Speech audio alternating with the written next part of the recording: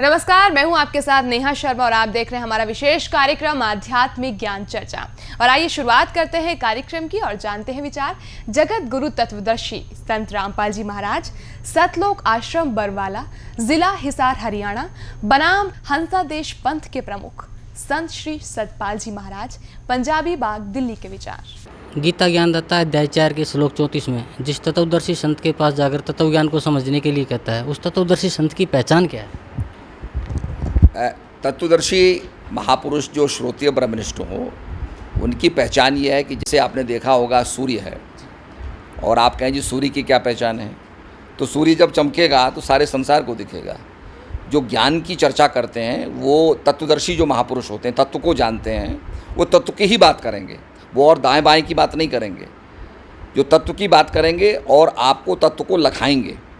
तो श्रोत्रिय ब्रह्मनिष्ठ महापुरुष जो होते हैं वो शास्त्रों के आधार पर, शास्त्रों द्वारा प्रमाणित, और वो तत्व दर्शन कराएंगे ताकि आपको उसका अनुभव हो। जैसे मैं आपके मुंह में, मैं आपको चीनी के बारे में बहुत कुछ कहता रहूं, पर आपको मिठास का अनुभव नहीं होगा। पर जब आपकी जिह्वा पर जब चीनी रखी जाएगी तो आपको मिठास का अनुभव हो जाएगा, फिर मुझे कहने की ज़रूरत नहीं है। ऐसे ही तत्वदर्शी महापुरुष जो होते हैं, जब उस शब्द का ज्ञान कराते हैं, उस तत्व का दर्शन कराते हैं, तो फिर कहने की ज़रूरत नहीं होती। तभी कहा गया है, कहा सुनी की है नहीं, देखा देखी बात, दुल्हा दुल्हन मिल पड़े फीकी पड़ी बारात। तो संसार की बारात फीकी हो जाती है और आत्मा परमात्मा का योग स्थापित हो जाता है। जो दीक्षा आप देते हैं वो आपको अपने गुरु से मिली है या खुद से आप दीक्षा देते हैं अपने भक्तों को? हमारे सदगुरु से मिली, हमारी गुरु परंपरा में, संत परंपरा में गुरु से मिली।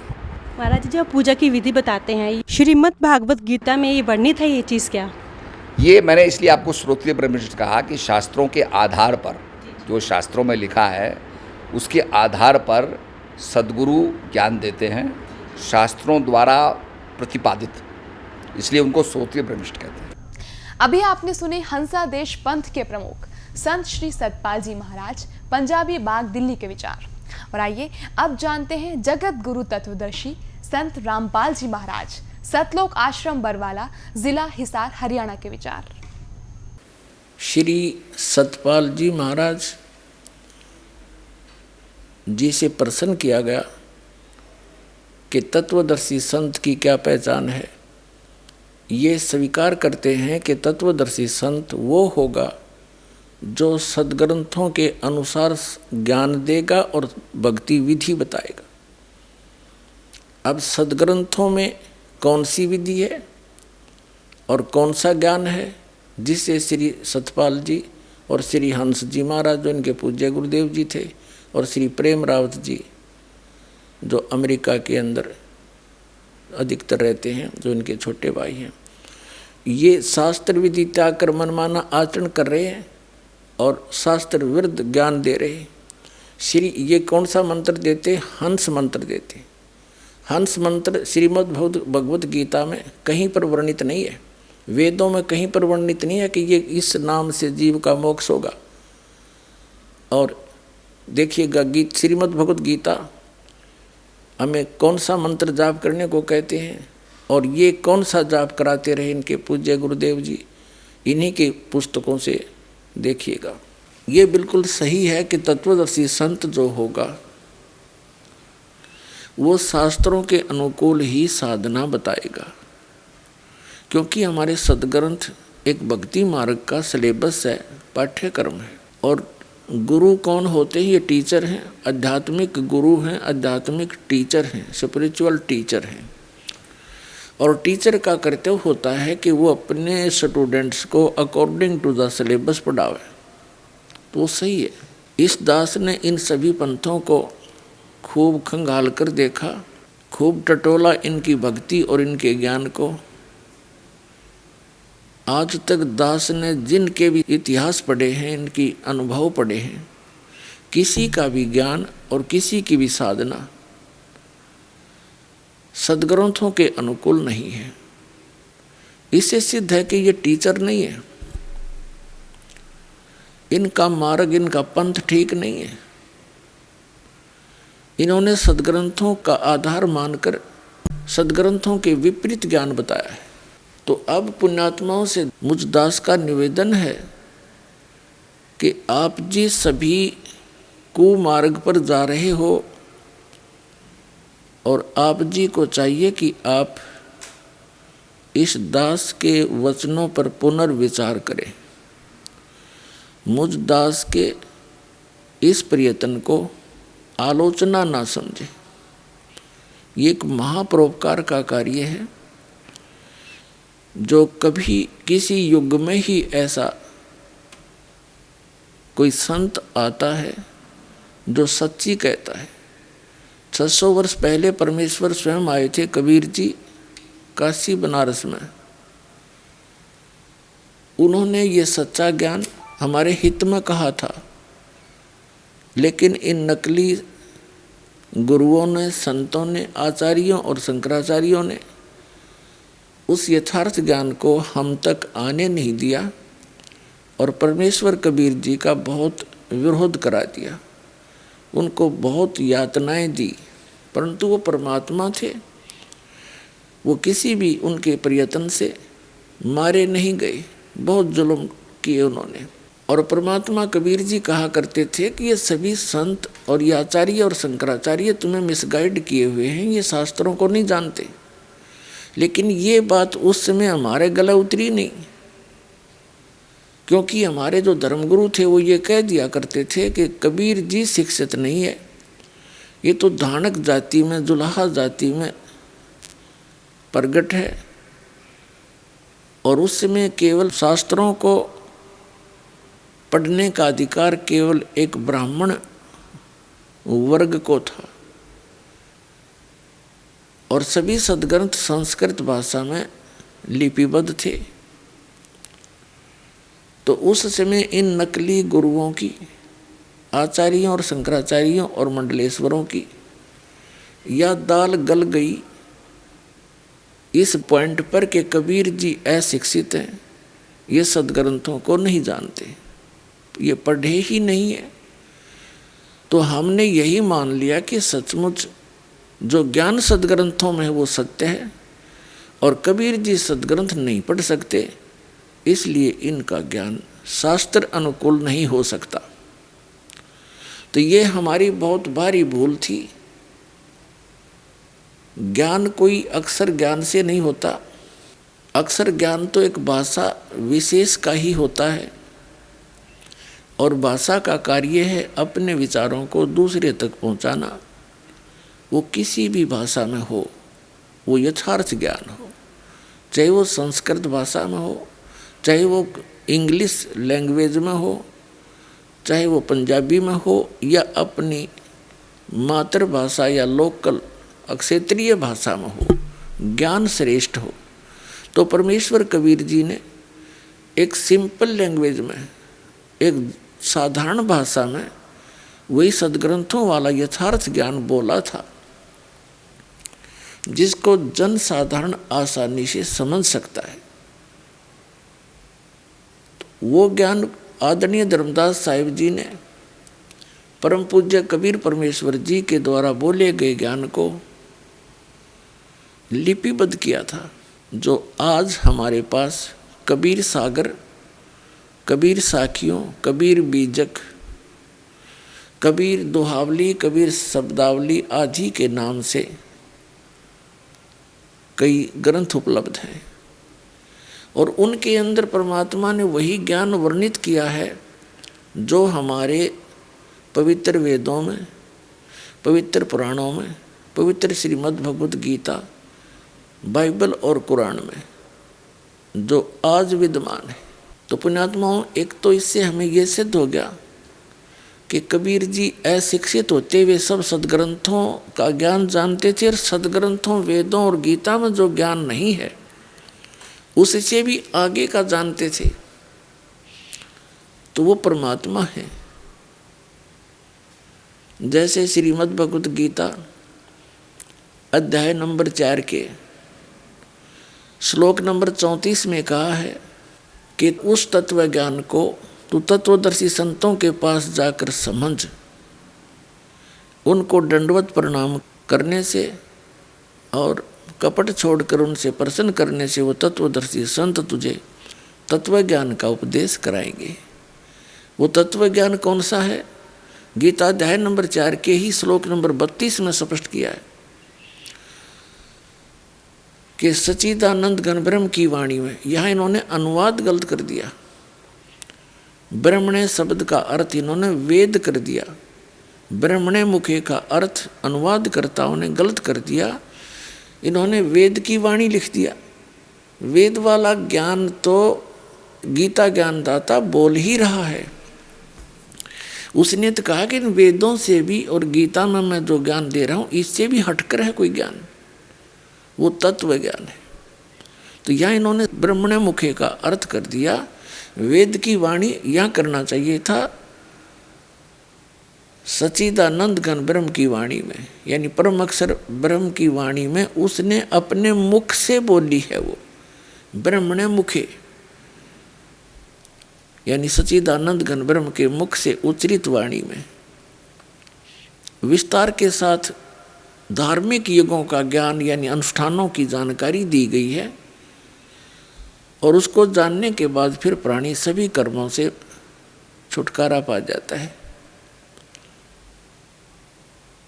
तो वो तत्व ज्ञान गीता ज्ञानदाता ने कहा कि वो कोई अन्य ज्ञान है, और उससे गीता ज्ञानदाता भी परिचित नहीं है।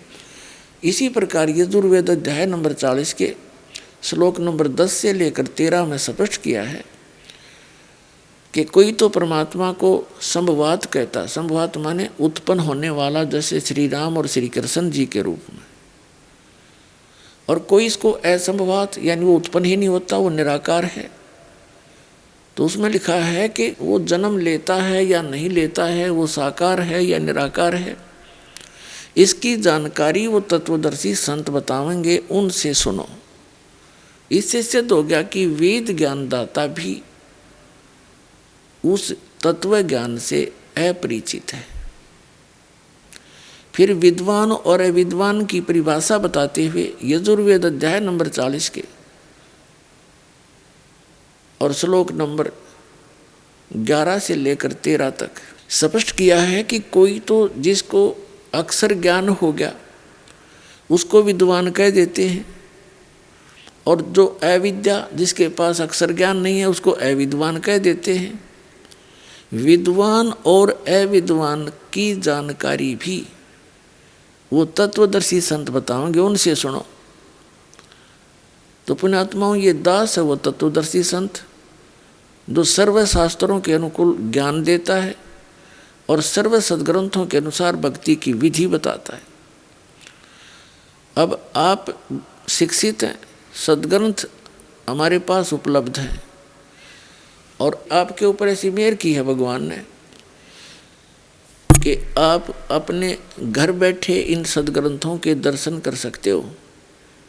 प्रोजेक्टर के माध्यम से यहाँ हम सत्संग में भी दिखाते हैं, और टीवी के माध्यम से, सीडी के माध्यम से, पुस्तकों के द्वारा उनके सब रेफरेंस फोटोकॉपियाँ लगा लगा कर आपके पास भेज रहे हैं। तो आप जी ने वो सद्ग्रंथ खरीदने की भी आवश्यकता ना पड़े, और फिर भी अविश्वास होता है तो अवश्य देखें और उनको मिलाएं, और फिर अपना वो पंथ, अपना वो मार्ग जिस दिशा में आप जा रहे हो अपने शास्त्र अनुकूल कर लो। इसमें बुद्धिमता है। अब जैसे कोई व्यक्ति सफ़र कर रहा है और वो कह रहा है कि मैं दिल्ली जा रहा हूँ, हिसार से चले हैं, हिसार से कोई दिल्ली जा रहा है हरियाणा से, और वो पहुँच रहा है सिरसा, सिरसा से आगे को जा रहा है, और उससे कोई पूछ रहा है आप कहाँ जा रहे हो, वो कहता मैं दिल्ली जा रहा हूँ। दूसरा जा रहा है जोधपुर की तरफ, वो भी कह रहा है मैं दिल्ली जा रहा हूँ। कोई जा रहा है इधर लुधियाना साइड में, यहाँ हिसार से, और उससे कोई पूछता है कि आप कहाँ जा रहे हो, कि मैं दिल्ली जा रहा हूँ।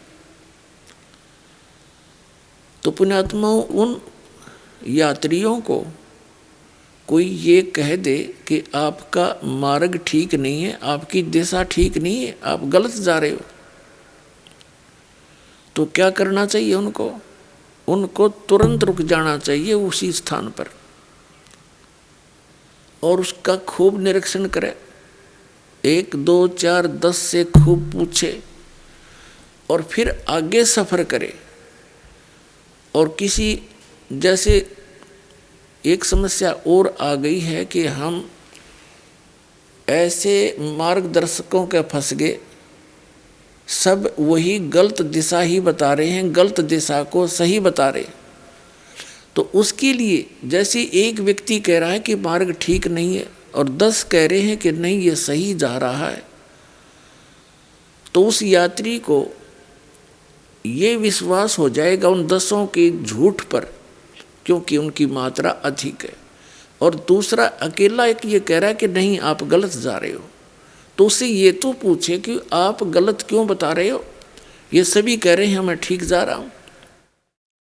उसका प्रमाण मांगे उससे, और वो हितैषी है तो आपको प्रमाण भी देगा। अब जैसे मैप है, मानचित्र, वो व्यक्ति यदि आपको मानचित्र सिद्ध कर देता है कि आप यहाँ खड़े हैं और दिल्ली ये है और आप हिसार से चले हो, हिसार यहाँ पर है और आप जा रहे हो इधर लुधियाना, ये आगे लुधियाना देखो, ये आपके रोड पर लुधियाना लिखा है और आप यहाँ खड़े हो, आप आए हिसार से हो, हिसार से दिल्ली इधर है, तो फिर वो 10 के 10 झूठे सिद्ध हो जाने चाहिए, उनको त्याग देना चाहिए कि झूठ बोल रहे हैं और फिर अपनी दिशा ठीक करके आ जाना चाहिए। फिर दूसरी समस्या ये आती है श्रद्धालुओं के सामने कि हमने 10 वर्ष हो गए उपदेश ले रखा है उनसे, हमने 20 वर्ष हो गए, हम वापस इधर कैसे आए, आपके यहाँ कैसे नाम लें जो सच्ची साधना बताता है, हमारे उस इतने समय का क्या होगा, वो तो व्यर्थ हो गया। अब जैसे हिसार से कोई यात्री चला अपनी मोटर गाड़ी में और वो पहुंच गया सिरसा, जाना था दिल्ली, तो वो 90 किलोमीटर गलत चला गया और वहाँ उसको कोई बताता है कि आप गलत आ गए हो। अब ऐसा कोई मूर्ख नहीं होगा ये कहे कि मेरे इस 90 किलोमीटर में चल पड़ा, इसका क्या होगा, अब कैसे वापस जाऊं। ये बुद्धिमान व्यक्ति ये बात नहीं कर सकता, कति बालक कर सकता है जिसको कोई भी ज्ञान नहीं उस मार्ग का, तो उसका वो अपने आप समझ जाएगा कि सचमुच गलत आ गया और तुरंत मुड़ जाएगा, वापस आना ही पड़ेगा, तभी मंजिल पर जा सकता है।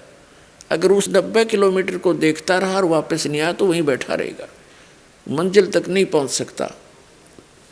तो ऐसी दशा आज वर्तमान में दास देख रहा है उन श्रद्धालुओं की जो इन नकली पंथों में फंसे पड़े हैं, इन नकली संतों के पास फंसे पड़े, 2-2 3-3 पीढ़ी बर्बाद होगी। अब उनको सही दिशा बताई जाती है और मैप दिखाए जाते हैं, मैप हमारे सदग्रंथ हैं, इनमें प्रमाण दिखाए जाते हैं कि आप गलत दिशा पर जा रहे हो,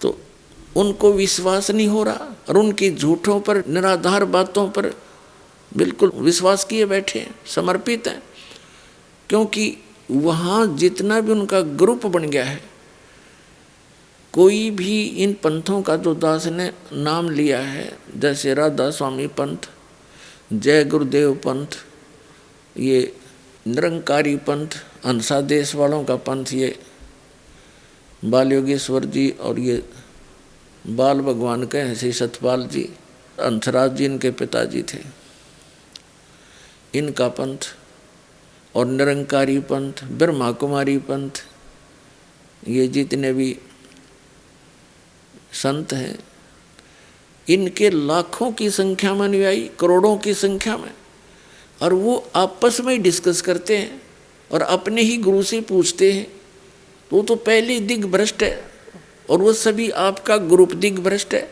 उन्हीं से पूछकर आप कैसे सही दिशा पकड़ सकते हो। दास प्रत्येक को कह रहा है कि आपकी दिशा गलत है, आपका वे ऑफ वर्शिप, पूजा का मार्ग गलत है, और प्रमाण दिखा रहा है कि देखो मैप ये बता रहा है। तो कम से कम इन प्रमाणों को देखकर आप जी को चाहिए कि अपनी दिशा बदलें, और जो दास के पास वो उपलब्ध है सच्चा भक्ति मार्ग, और सच्ची साधना जो हमारे सदग्रंथों में प्रमाणित है उसको ग्रहण करो। अब इस दास के इस निर्णायक प्रयत्न को, एक परमार्थी प्रयत्न को आलोचना ना समझे, ये आपकी बहुत बड़ी भूल होगी।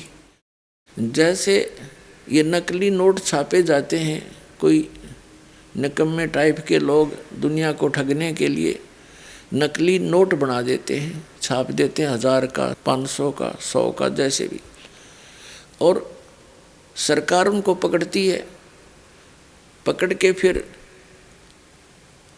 कैसे निर्णय बताती है, दोनों असली और नकली, ओरिजिनल एंड डुप्लीकेट, दोनों को समाचार पत्रों के माध्यम से, टेलीविज़न यानी इलेक्ट्रॉनिक मीडिया के माध्यम से निर्णय करके बताते हैं कि डुप्लीकेट में ये डिफेक्ट है, ये त्रुटि है, ओरिजिनल ऐसा होता है। तो सरकार आलोचना नहीं कर रही थी, बहुत बड़ा परोपकार किया, ना लाखों लोग ठगे जाते, गरीब आदमी मारे जाते।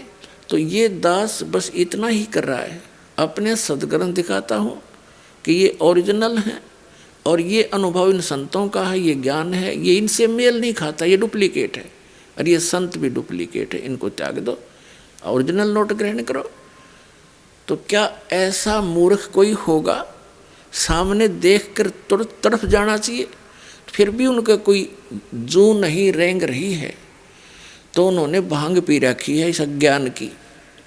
अज्ञान का नशा उनका इतना हो गया है कि उनको ये समझ में नहीं आ रहा कि मैं क्या कह रहा हूँ, ये दास कह रहा है, और फिर भी उनसे चिपके बैठे हैं, उस गलत नोट को सीने से लगाए बैठे हैं।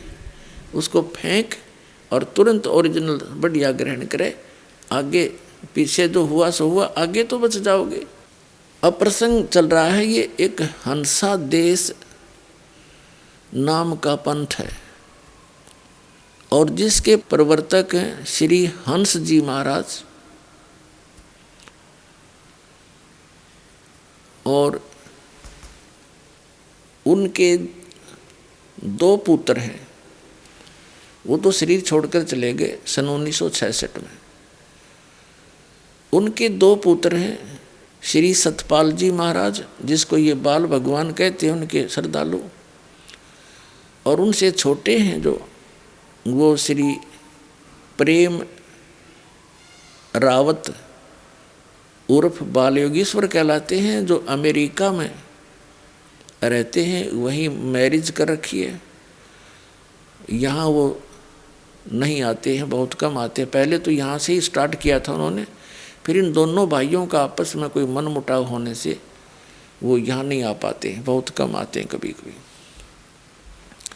तो कहने का भाव ये है दास का कि इन्होंने करोड़ों व्यक्तियों को अपने पीछे लगा रखा है, और इनको अध्यात्म मार्ग का कख भी ज्ञान नहीं, न इनको परमात्मा का पता कौन है। ये श्री विष्णु जी के पुजारी हैं, श्री कृष्ण जी के, और गीता जी को सत्य मानते हैं, और ये हंस नाम देते हैं, है बाहर और से अंदर, हम बाहर से अंदर, और कहते हैं इसी को उल्टा कर लेते सो हम बन गया।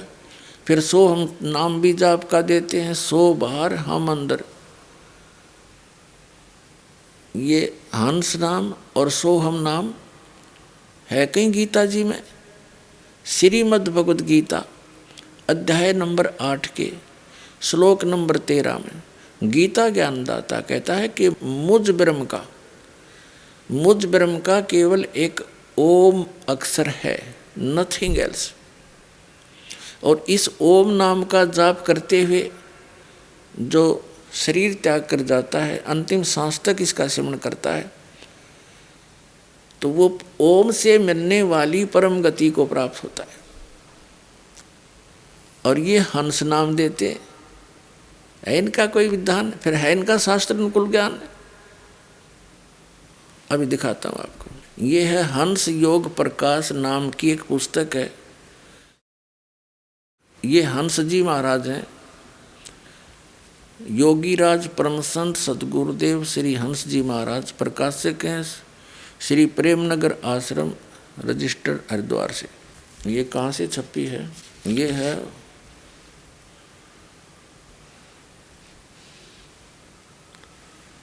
प्रकाशक हैं श्री प्रेम नगर आश्रम, जवाहरलालपुर रोड, हरिद्वार से। ये छापी किसने है?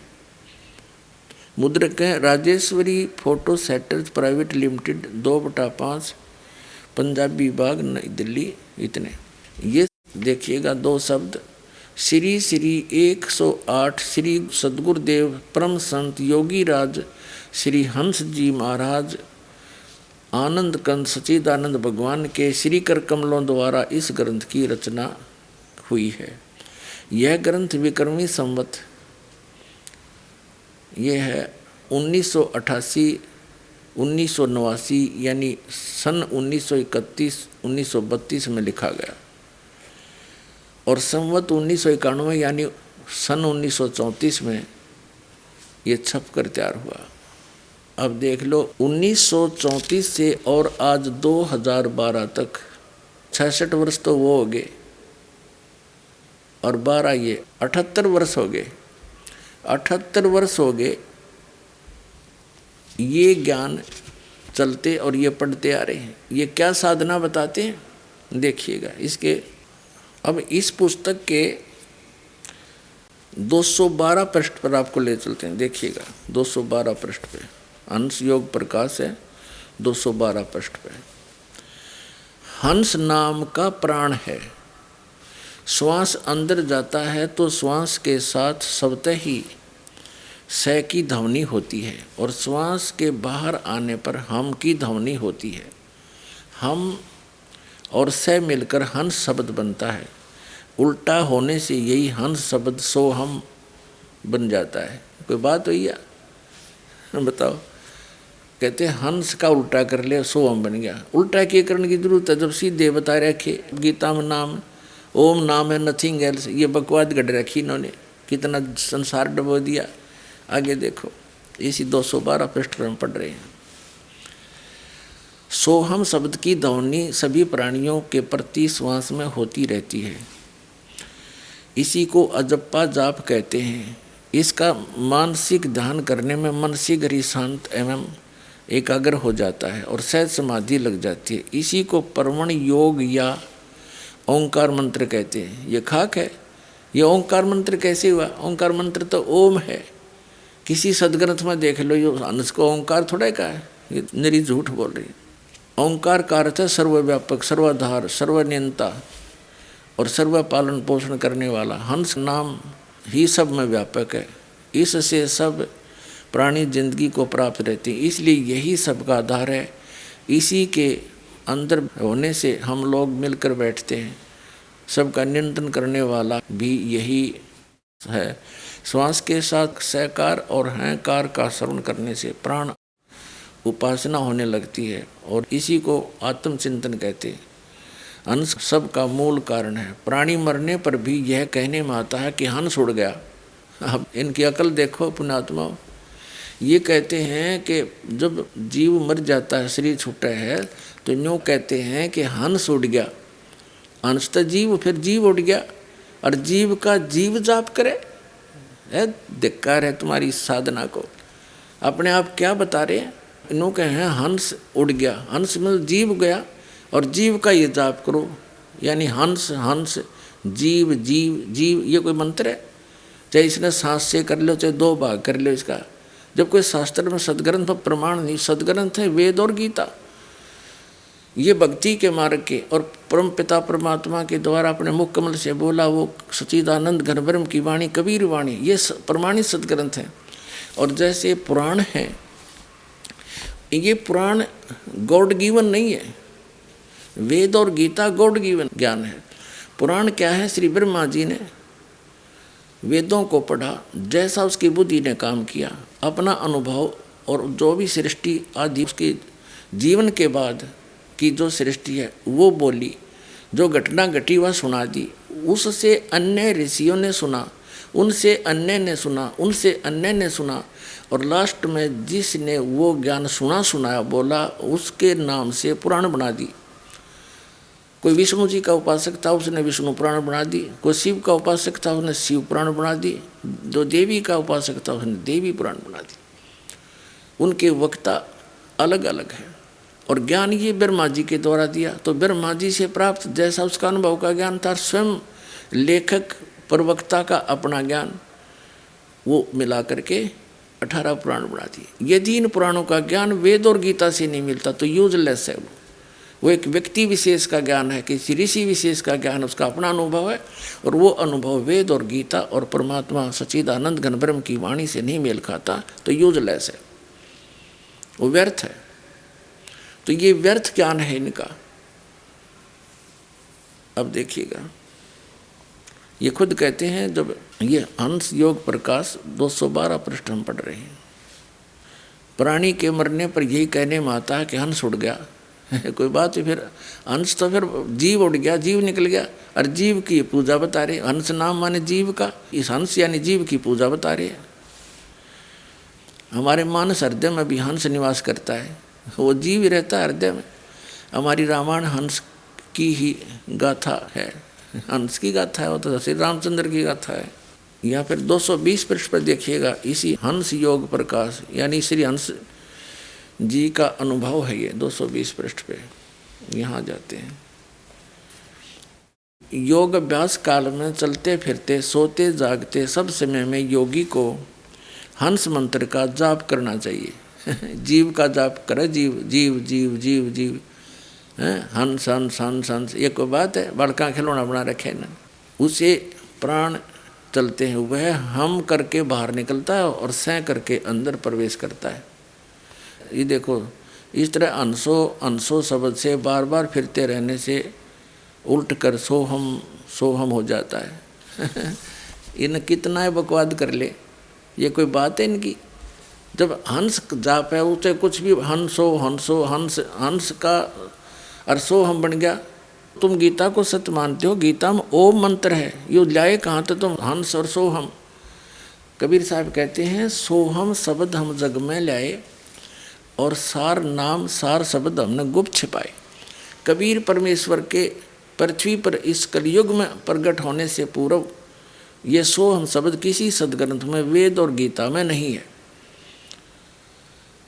तो अब इन्होंने अपने उस अज्ञान मंत्र को, व्यर्थ मंत्र को सोहम से जोड़ने की कुचेष्टा की है, और सोहम के भी 2 भाग कर लिए। अरे कमाल के बाद मोटरसाइकिल ने 20 तक तोड़ ले, एक पहियानों का यो इधर घुमा लो और इसने इधर ले जाओ, उसका काम बिगाड़ दिया तुमने।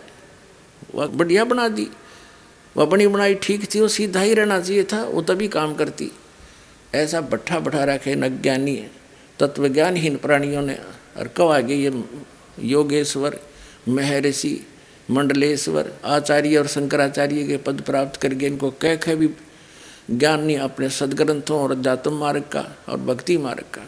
इसी हंस योग प्रकाश पुस्तक के पृष्ठ नंबर 227 पर इन्होंने परमात्मा कबीर जी की वाणी को अपने अज्ञान को सिद्ध करने के लिए प्रमाण में ली है, और कह रहे हैं हंस का उल्टा सोहम बनकर सोहम जाप करो। कबीर साहब क्या कह रहे हैं कि अकेला सोहम जाप करने से जीवन व्यर्थ हो जाएगा।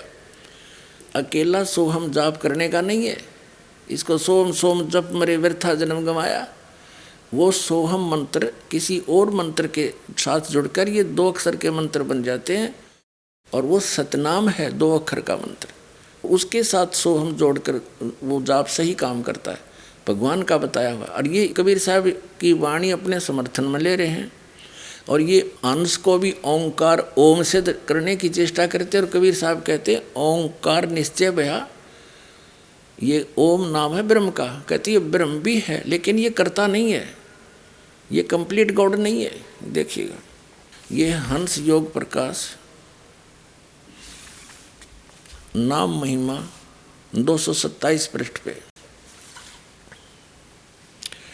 यहाँ पर लिखा है, आदि नाम पारस है, मन है मैला लो। ये कबीर साहब की वाणी है। परसती कंचन भया और छुट्टत बंधन मो। आदि नाम, ये सार शब्द है, ये सार नाम है आदि नाम। आदि नाम निज मूल है और मंत्र सब डार, कहे कबीर निज नाम बिन बोड मुआ संसार। अब आदि नाम कौन सा है? जैसे सनातन, आदि माने सनातन मंत्र, सार नाम, सार शब्द गीता जी अध्याय नंबर 17 के श्लोक नंबर 23 में उस आदि नाम का संकेत है। ओम तत्सत इति निर्देश है ब्रह्मण तिर्विदय समर्थ है। ब्राह्मणा तेन वेदा च यज्ञा च विहिता पुरा। ओम तो ब्रह्म का है, जो गीता जी अध्याय नंबर 8 के श्लोक नंबर 13 में कहता है कि ओम इति एकाक्षरम ब्रह्म व्यवहारण माम अनुसमरण यह प्रयाति तजन देहम स याति परमाम गतिम। मुझ ब्रह्म का, क्योंकि गीता ज्ञानदाता श्री कृष्ण में बोल रहा है, वो ब्रह्म जो विष्णु और ब्रह्मा और शिव जी के जो पिताजी हैं, उसने प्रतिज्ञा कर रखी है कि मैं कभी किसी के समक्ष अपने ओरिजिनल रूप में नहीं आऊँगा। इसलिए गीता जी अध्याय नंबर 7 के श्लोक नंबर 24-25 में कहता है कि ये बुद्धिहीन जन समुदाय मुझ अव्यक्तम व्यक्तिम आपनम मनन्ते अबुधा, मुझ अव्यक्त को मैं छुपा रहता हूँ अपनी योग माया से, मैं किसी के समक्ष नहीं आता। और ये बुद्धिहीन मुझे मनुष्य रूप में श्री कृष्ण मान रहे होंगे। I am not Krishna. वो तो कृष्ण में बोल रहे थे, फिर कृष्ण जी से बाहर निकल कर इतना स्वरूप दिखाया, कृष्ण जी दिखे नहीं अर्जुन ने, केवल वो उसका प्रकाश। ये कहते हैं भगवान ज्योति है, और अर्जुन ने भी भगवान की ज्योति देखी। अर्जुन ने तो ज्योति प्रकाश, उस ज्योत स्वरूप, उस साकार भगवान को देखा था। उसके शरीर का प्रकाश था इतना, हजारों सूर्य जितना। उन ज्योति ज्योति थोड़ी देखी तो सारा कुछ देखा, उसे हाथों में देखा, आपके मुंह में ये सब जा रहे हैं, 1000 हाथ थे उनके, हैं अन्यों के। अर्जुन ने भी गीता में भगवान की ज्योति देखी थी। भगवान ने, अर्जुन ने तो साकार नर आकार, उसका प्रकाश में तेजों में शरीर युक्त देखा था। तो ये कहता है कि मैं कभी किसी के समक्ष नहीं आता। और गीता जी अध्याय नंबर 4 के श्लोक नंबर 5 और 9 में कहता, अर्जुन तेरे और मेरे बहुत जन्म हो चुके हैं, तू नहीं जानता मैं जानता हूँ। मेरे जन्म और कर्म अलौकिक हैं। इसके कर्म अलौकिक कैसे हैं कि किसी के सामने नहीं आता। श्री कृष्ण में प्रवेश करके गीता का ज्ञान बोल दिया और ये महाभारत अनर्थ करवा दिया। श्री कृष्ण जी नहीं चाहते थे युद्ध, वो तो इतने नेक व्यक्ति थे, सतोगुणी युक्त थे। सतोगुण युक्त थे, उन्होंने तो यहाँ तक कह दिया था कि मैं हथियार नहीं उठाऊँगा, एक तरफ मेरी सेना होगी, एक तरफ मैं होऊंगा, और मैं हथियार भी नहीं उठाऊँगा, ऐसा जुल्म मैं नहीं करूँगा। बेमतलब लड़ रही हो तुम। 2-3 बार शांति दूत बनकर गए उनको समझाने के लिए। आइए अब हम उन श्रद्धालुओं के अनुभव जानते हैं जो जगत गुरु तत्वदर्शी संत रामपाल जी महाराज जी से दीक्षा प्राप्त कर चुके हैं तथा उनके द्वारा बताए गए भक्ति मार्ग पर चल रहे हैं। नमस्कार सर। सत साहिब। क्या शुभ नाम है जी आपका? मेरा नाम सुधीर दास। सुधीर दास जी, कहाँ से आए हैं आप? मैं ग्राम झिंदुआ, तहसील बर्थना, जिला इटावा, उत्तर प्रदेश का रहने वाला हूँ। सर, परम संत सतगुरु रामपाल जी महाराज की शरण में आने से पहले आप कौन सी भक्ति करते थे? परम संत रामपाल जी महाराज की शरण में आने से पहले मैं श्रीमद् भागवत कथा किया करता था, और उस कथा को करके हम अपने आप को बहुत बड़ा विद्वान समझते थे और बहुत ही ये सोचा करते थे कि मैं जो कर रहा हूँ, हरि की भक्ति भी हो रही है और पेट का धंधा भी हो रहा है। लेकिन संत रामपाल जी महाराज की शरण में आने के बाद ये पता चला था कि मैं तो बहुत ही पाप इकट्ठा कर रहा हूँ। सर, आप कथावाचक थे, श्रीमद् भागवत कथा आप करते थे, भगवत गीता जी की कथा आप करते थे और अपने आप को एक बहुत बड़ा विद्वान समझते थे, और इससे आपकी रोजी रोटी भी चलती थी और आप समझते थे कि भगवान की भक्ति भी साथ साथ हो रही है। तो फिर सर आप परम संत सतगुरु रामपाल जी महाराज की शरण में कैसे आए? संत रामपाल जी की शरण में आने से पहले मैं कथा भागवत जो करता था, तो ये एक बड़ी लंबी कहानी है, बड़ी रोचक कथा। मैं कथा भागवत करने के उद्देश्य से बम्बई में गया हुआ था। तो ट्रेन में मैं चल रहा था, वहाँ पर मुझे ये पुस्तक भक्ति सौदागर को संदेश मिली। हमारी 2 बहनें थीं जो उस ट्रेन में जो पुस्तक बांट रही थीं। तो एक तो मतलब जो टेम्पलेट ले रखा था उन्होंने, और पीछे से दूसरी पुस्तक लेकर के चल रही थी। तो टेम्पलेट पर मैंने देखा है कि कौन ब्रह्मा का पिता है, कौन विष्णु की माता, शंकर का दादा कौन है, इस तरीके के जो सवाल मेरे दिमाग में कभी उठे भी नहीं थे। ऐसे सवाल देख करके मैं तो बड़ा हैरान रह गया। और जब मैंने पूछा, मैंने कि भाई ये पुस्तक कहाँ मिलेगी, तो उन्होंने इशारा किया कि वो पीछे हमारी बहन जी आ रही हैं, वो आपको ये पुस्तक देंगी। तो मैंने वो पुस्तक ले ली। पुस्तक को जैसे ही संयोग से मैंने खोला तो उस पर ये संसार रूपी उल्टा वृक्ष का चित्र जो छपा हुआ था, उस चित्र को देख करके मैंने देखा उस पर जड़ पर पूर्ण ब्रह्म परमेश्वर कबीर साहब की तस्वीर लगी हुई थी। तो मैं चूँकि अपने आप को बहुत बड़ा विद्वान मानता था और मैंने उसको देख करके मैंने हंसना शुरू किया। मैंने कहा ये देखो, कबीर को परमेश्वर बता दिया पूर्ण ब्रह्म, और ये ब्रह्मा विष्णु महेश को तो डालियाँ बता रखा है इसमें। तो वो हमारी बहन जो पुस्तक लेकर के चल रही थी, तो उन्होंने कहा कि आप क्या जानते हो कबीर साहब के बारे में। मैंने कि मैं सब कुछ जानता हूँ, ये तो एक जुलाहा थे और लहर तारा तालाब के किनारे नीरू और नीमा को पड़े हुए मिली थे, ये तो किसी विधवा ब्राह्मणी के पैदा हुए थे। तो वो कहने लगी कि आप मूर्ख हो।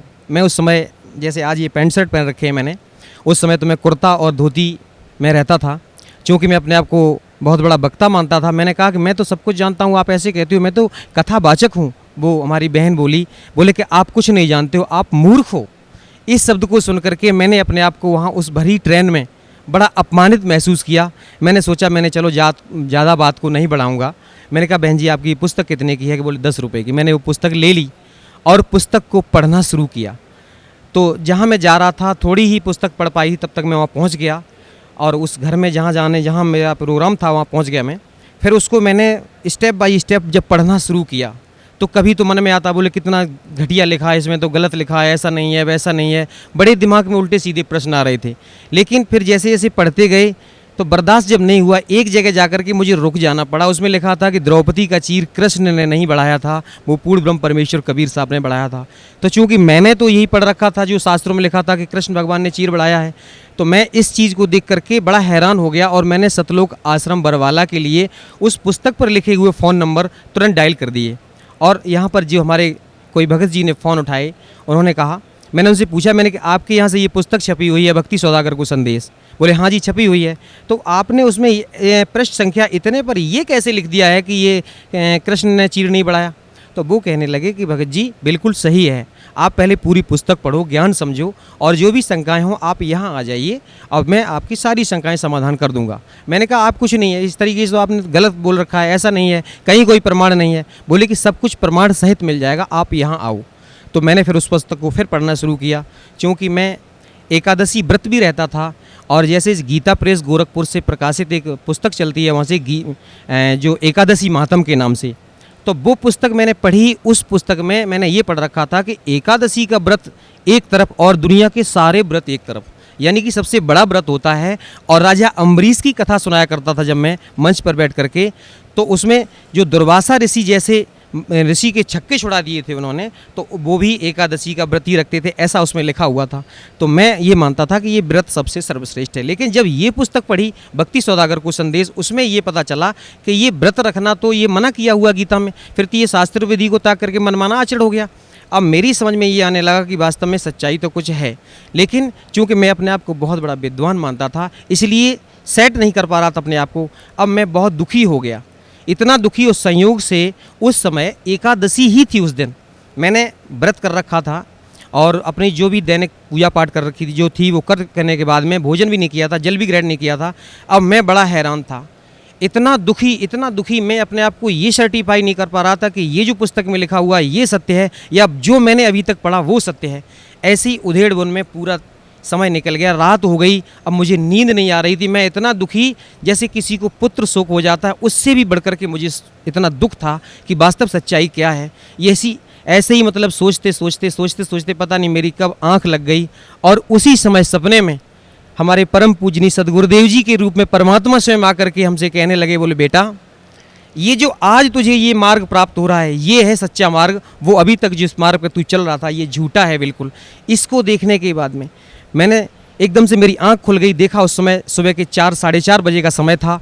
मैं चूंकि जानता था कि ये ब्रह्म मुहूर्त का समय है और मैंने निश्चय किया कि ये जो मार्ग अब प्राप्त हो रहा है, ये जो पता चला है ये सच्चा मार्ग है। तो मैंने एकदम से अपने आप को सेट किया, मैंने कि अब चाहे कुछ भी हो जाए मैं अब सतलोक आश्रम बरवाला जाऊँगा। अब जैसे ही मेरा वहाँ से कार्यक्रम समाप्त हुआ, मैं जब वापस आया यहाँ अपने इटावा में, मेरे पिताजी चूँकि शंकर जी की साधना किया करते थे, मैंने उनको बताया, मैंने कि पिताजी आप ये साधना करते हो ये गलत साधना है और मैंने हजारों बार गीता पढ़ डाली थी। जब गीता अध्याय 7 श्लोक नंबर 12 से लेकर के 15 तक पढ़ता था, उसमें लिखा हुआ है कि जो ब्रह्मा विष्णु महेश की साधना करने वालों को राक्षस स्वभाव के धारण किए हुए मनुष्यों में नीच कहा गया है। और लास्ट में लिखा हुआ कि ये मेरी भी साधना नहीं करते। तो यहाँ पर मेरी बुद्धि चकराया करती थी कि ऐसा क्यों लिखा है। सारा समाज तो कृष्ण भगवान की पूजा करता है और कृष्ण भगवान ही गीता का ज्ञान दे रहे हैं, और यहाँ पर लिखा हुआ कि मेरी साधना नहीं करते। और फिर जब गीता अध्याय 4 के श्लोक नंबर 34 में जब पहुँचता, उसमें लिखा हुआ कि उस ज्ञान को तू किसी तत्वदर्शी संत के पास जाकर के समझ। तो यहाँ मैं सोचा करता था कि वो तत्वदर्शी संत कौन होगा, कैसा होगा। मैं सत्य बता रहा हूँ भगत जी कि जब मैं कहीं मंच पर बैठ करके कथा कर रहा होता और मेरे सामने से कोई कथा सुनने के वाला कोई भी संत या महात्मा आया करता, तो मैं ये देखा करता था, मेरे दिमाग में एकदम से आती कि कहीं ये वो तत्वदर्शी संत तो नहीं है जो गीता जी का ज्ञान दे रहे हैं। ऐसे मतलब जो बताया कि उस ज्ञान को जा करके, परमात्मा ज्ञान को उनसे जा करके समझो। लेकिन पढ़ते रहते थे, समझ में कुछ नहीं आता था। कृष्ण भगवान को अपना इष्ट मानते थे। कई बार मैं कृष्ण भगवान के सामने बैठ करके रोया करता था कि हे परमात्मा, आप तो कुछ भी करते हो, कुछ भी कर सकते हो, आप तो सुख के दाता हो, लेकिन मुझे सुख नहीं मिला था। मेरे पिताजी जो शंकर जी की साधना करते थे, सारा जीवन उन्होंने बगैर नहाए धोए कभी जल भी ग्रहण नहीं करते थे, इतना मतलब भक्ति करते थे शंकर भगवान की। और उनके जीवन पर अगर हम थोड़ा सा प्रकाश डालना चाहेंगे कि उनके जीवन में कभी सुख नहीं मिला। जब उन्हें किसी प्रकार का कोई सुख नहीं मिला, भक्ति इतनी ज़्यादा करते थे, लेकिन आध्यात्मिक लाभ तो बहुत दूर रहा, वैसे भी कोई उनको लाभ नहीं हुआ।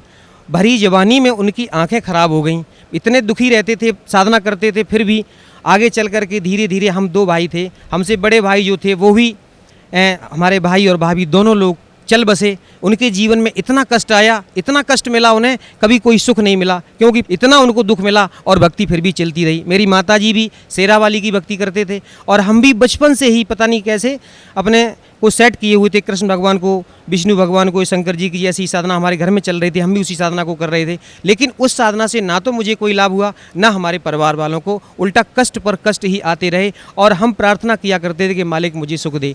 जब मैं कथा भागवत करने लगा तो मैंने ये सोचा कि मेरे ऊपर अब कृष्ण भगवान ने बड़ी दया की है, क्योंकि अब तो ये हमारा धंधा भी चलने लगा था, पैसा भी मिलता था, इज्जत सम्मान सब कुछ मिलने लगा। तो अब मेरी समझ में ये आ रही थी कि इन कृष्ण भगवान ने ही मुझे सब कुछ दे रखा है, सारा सुख दे दिया, ये सुख के दाता हैं। लेकिन फिर भी मन में कहीं ना कहीं अशांति जरूर रहती थी।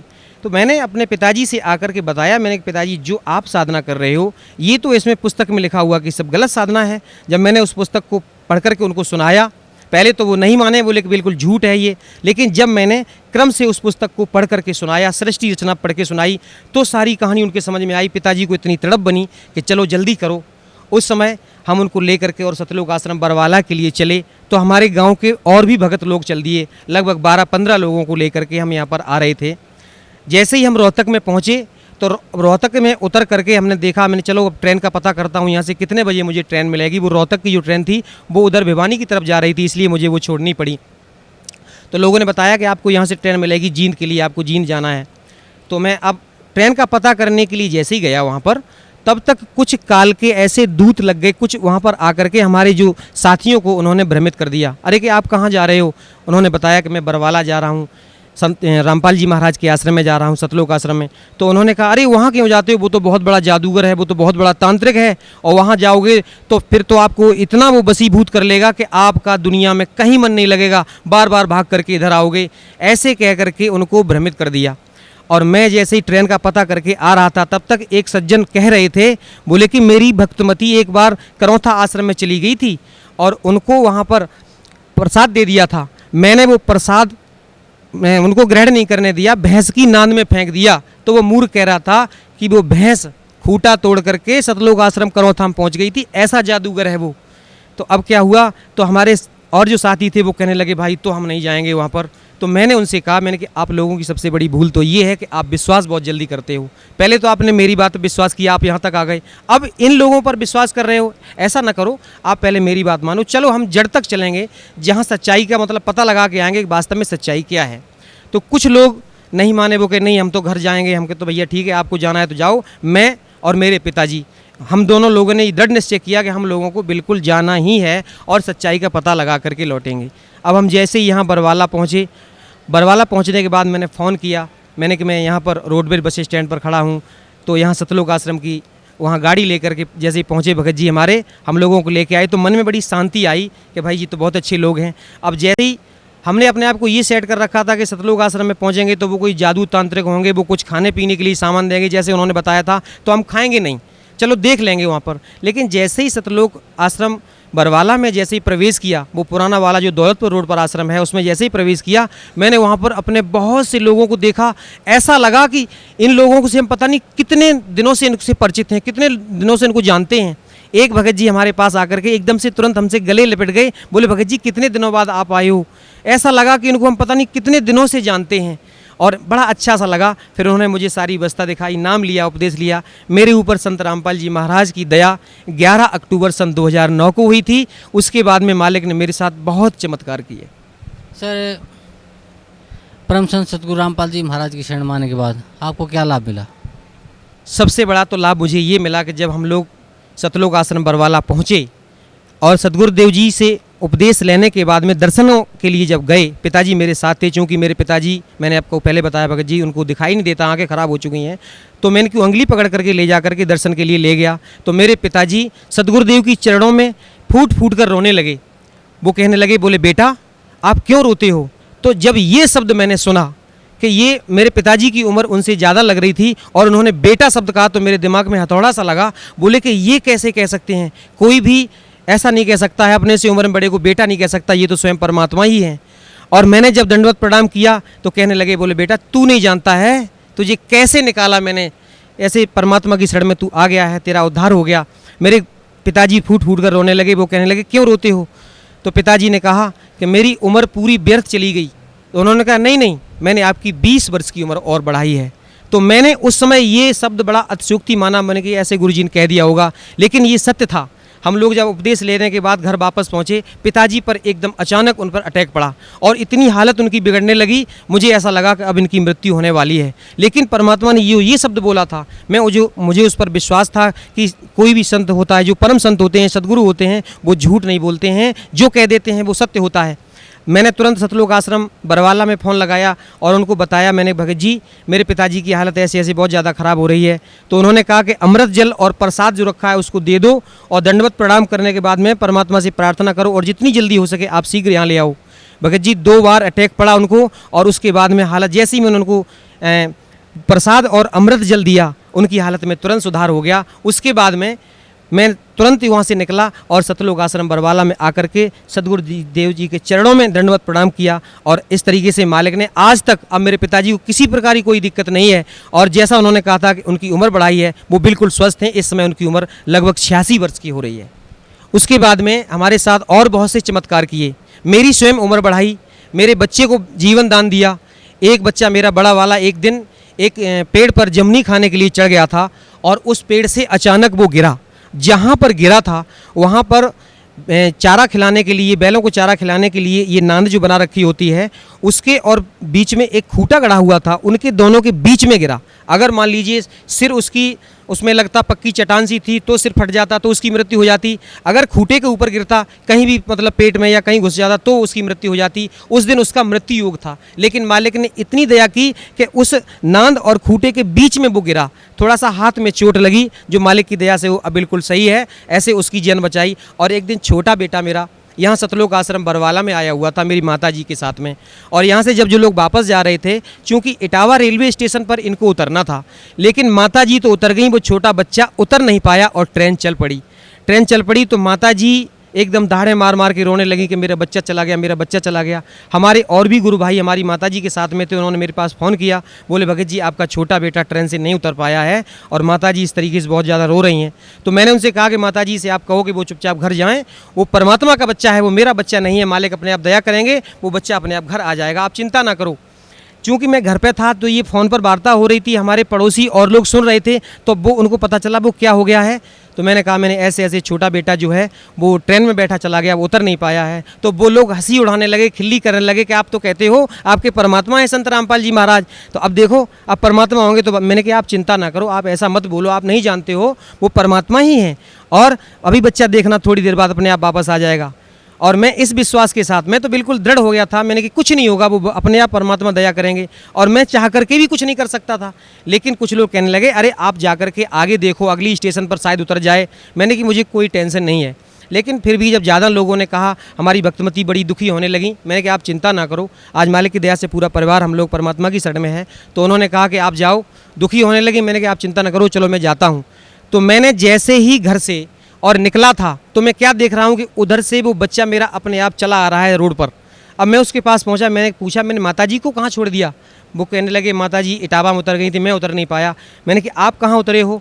तो अगला स्टेशन जो था वो वहाँ उतर गया। जैसे मान लीजिए छोटा सा बालक था और उससे कोई कह रहा, बोले बेटा यहाँ उतर जाओ। उसका जो बैग था उसमें दीक्षा फार्म था यहाँ सतलोक आश्रम बरवाला का, वो चला गया, सारे कपड़े चले गए और वो बच्चा उतर के आ गया। तो मैंने बेटा तुम यहाँ कैसे पहुँचे। तो वो कहने लगा कि कोई अंकल जी आए थे और मुझे साइकिल पर बिठा करके इधर से लेकर के इधर आए। तो मैंने कि वो चले किधर गए। बोले वापस चले गए। मैं समझ गया कि ये परमात्मा का ही काम है, ये कोई जीव की ताकत नहीं, ऐसा नहीं कर सकता है। और मेरे साथ में मेरी स्वयं उम्र बढ़ाई मालिक ने। मैं एक बार भिंड जिले से लौट करके अपने इटावा आ रहा था, मारुति वैन में आगे बैठा हुआ था। 60-65 की स्पीड में मारुति वैन, ड्राइवर ने उसको बहुत कंट्रोल किया, लेकिन पता नहीं उसकी स्टीयरिंग फेल हो गई, क्या हो गया, वो सीधी जा करके एक दीवार में घुस गई।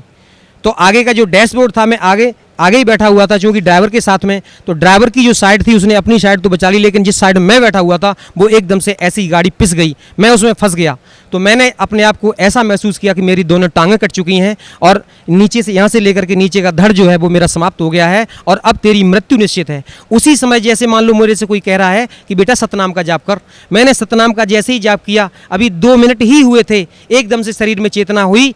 जैसे मान ली मैंने अपने आप को महसूस किया हो कि कोई मुझे नीचे से एकदम से आशीर्वाद दे करके, बिल्कुल वो परमात्मा की दया थी कि मेरा शरीर बिल्कुल सही है। मैंने अपने आप को सही महसूस किया कि टांगें भी सुरक्षित हैं और भी किसी प्रकार की कोई दिक्कत नहीं है।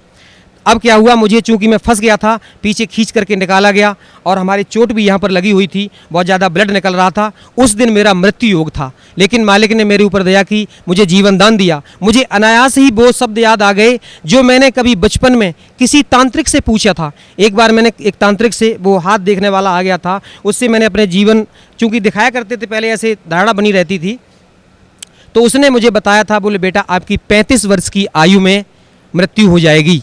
तो मैंने ये झूठ माना था और उसने ये भी कह दिया था कि आपके भाई की भी मृत्यु 35 वर्ष में हुई है और आपकी भी मृत्यु 35 वर्ष में होगी। उस दिन मैंने, जब वो दिन तुरंत मुझे याद आ गया, उस दिन दास ये पूरा 35 वर्ष का हो चुका था। तो मैंने समझ लिया कि ये मालिक ने दया की, आज मेरा मृत्यु योग था। इस तरीके से मुझे मालिक ने मुझे भी जीवन दान दिया, मेरे ऊपर बड़ी दया की। सर, परम संत सतगुरु रामपाल जी महाराज से नाम उपदेश लेने के बाद आपको बहुत से लाभ मिले, आपको जीवन दान भी मिला, आपके बच्चों को जीवन दान मिला, आपके पिताजी को भी जीवन दान मिला। तो सर, भक्त समाज को आप क्या संदेश देना चाहते हैं? सबसे पहले तो मैं साधना चैनल वालों का बहुत धन्यवाद करना चाहूँगा कि उन्होंने सच्चाई हम लोगों तक पहुँचाई। हम लोगों को पता ही नहीं था कि वास्तव में सच्चाई क्या होती है, और साधना चैनल वालों का मैं बहुत ही आभारी हूं। और ख़ास तौर से मैं अपनी बहन नेहा शर्मा का धन्यवाद करना चाहूँगा कि जिस तरीके से उन्होंने हम लोगों के सामने उस कार्यक्रम को जो पेश किया है, उससे लोगों को बहुत अच्छी तरीके से समझ में आ रहा है। और साधना चैनल वालों का इतना धन्यवाद करना चाहूँगा कि उन्होंने सच्चाई को हम लोगों तक पहुँचाया, और मीडिया का काम भी यही है कि सच्चाई को सामने पहुँचाए। और भक्त समाज को ये संदेश देना चाहूँगा कि जो भी आज हमारे भाई जो राम कृष्ण विष्णु इनकी चक्कर में पड़े हुए हैं, जो हमारी तरीके से कथावाचक बन करके अपने आप को बहुत बड़ा विद्वान कह रहे हैं, मैं उनसे बार बार प्रार्थना करना चाहूँगा कि आप यहाँ सतलोक आश्रम बरवाला, जिला हिसार, हरियाणा में आओ। वो छोड़ दो झूठा नाम, और ये साधना करने से कोई लाभ नहीं है। और अपने आप को जो विद्वान मानते हो, आप विद्वान नहीं हो, आप पाप के भागी हो रहे हो। और सतलोक आश्रम बरवाला में स्वयं कबीर परमेश्वर के अवतार संत रामपाल जी महाराज आए हुए हैं, उनकी शरण में आने के बाद आपको कल्याण हो सकता है। नहीं तो विश्व में कोई भी संत, कहीं भी, कोई भी मंदिर मस्जिद में जाने से कोई भी आपका कल्याण नहीं कर सकता है। ये मैं सत्य कह रहा हूँ, और ये बिल्कुल ये यथार्थ है कि परमात्मा की शरण में आने के बाद ही आपका कल्याण संभव है, नहीं तो कहीं कल्याण संभव नहीं है। ये झूठी कथा भागवत करने से या किसी तरीके से अपने आप को विद्वान साबित करने से अपने आप को धोखा दे रहे हो, ये मनुष्य जीवन बर्बाद कर रहे हैं अभी आप। ये पूर्व जन्म के संस्कार आपके हैं जो आपको मिले हुए हैं। तो मैं आपसे प्रार्थना करना चाहूँगा कि जो लोग भी साधना चैनल के माध्यम से हमारी इस बात को सुन रहे हैं, मैं सबसे ये संदेश पहुंचाना चाहूँगा कि बहुत जल्दी शीघ्र अति शीघ्र बिना किसी पल को गंवाए हुए सतलोक आश्रम बरवाला जिला हिसार हरियाणा में आइए और सतगुरुदेव रामपाल जी महाराज से नाम दीक्षा लीजिए और अपना कल्याण करवाइए। सत साई। जी धन्यवाद आपका बहुत बहुत।